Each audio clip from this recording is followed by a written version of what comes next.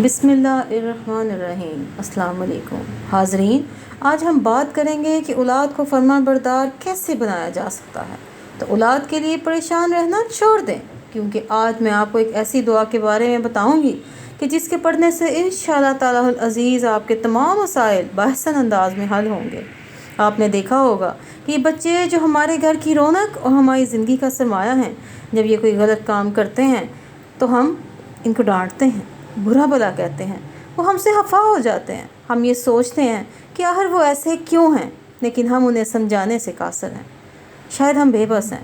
میں یہ کہوں گی کہ دعا کریں، شاید ہم دعا کرنا بھول گئے ہیں، ہم اپنے رب کو پکارنا بھول گئے ہیں، جبکہ وہی تو وہ ذات ہے جو انسان کا مقدر بدل سکتی ہے۔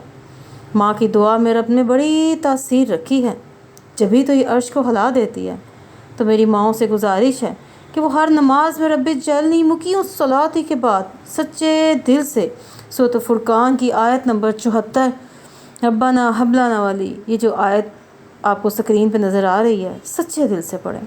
انشاءاللہ تعالیٰ آپ ایک ہفتے میں ہی اپنے بچوں میں نمایاں فرق محسوس کریں گی۔ اللہ پاک سے دعا ہے کہ وہ ہماری آنے والی نسلوں کو اپنے والدین اور اساتذہ کا تابع فرمان بنا دے اور ان کے مقدر کو تابناک کرے۔ آمین ثم آمین۔